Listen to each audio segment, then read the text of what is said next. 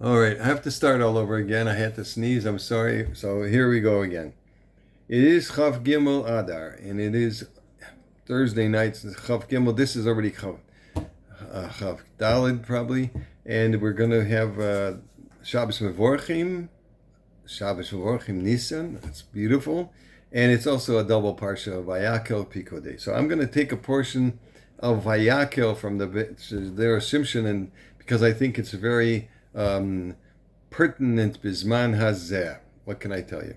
So it says in the pasuk, "Vayakhel Moshe." So all of a sudden, when did this happen? Rashi says it was the day after Yom Kippur. He came down the next day with the Luchai Shniyos, and that was after they got forgiven for the Chet HaEgel.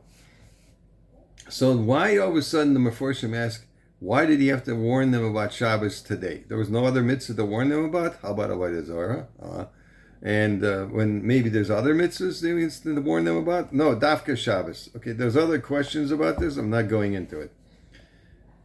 Let's answer the first question.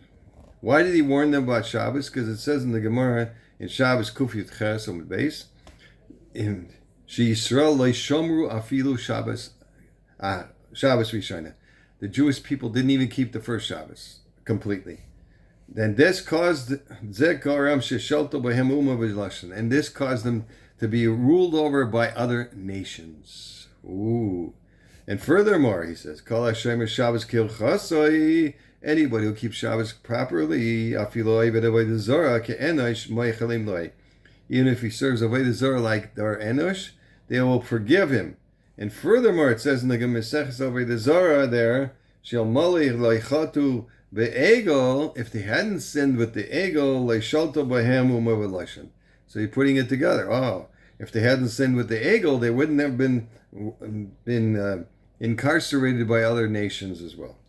So it says, Haruch Chorus Alaluchais, Cherus Mishibud Malchias. Chorus you can translate into a different word.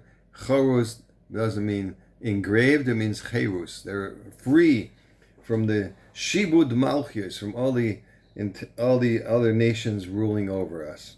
When they sinned with the Chet HaEgel, they lost this capability. So Noida. So now we know. How much Moshe Rabbeinu bothered himself to pray that the Jewish people should be forgiven on Maaseh HaEgel. And he wasn't appeased until Yom Kippur. When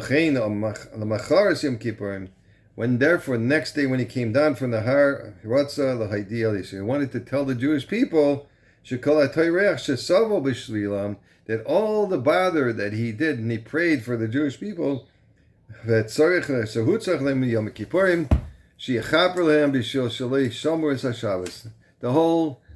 whole thing was that they didn't keep Shabbos properly. If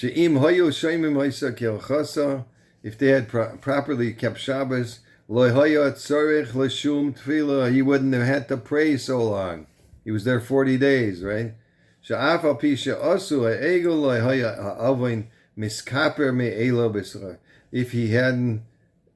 they hadn't made the egel and they would have kept Shabbos, he wouldn't have had to stay there so long to get a kapara. It would have been automatically forgiven.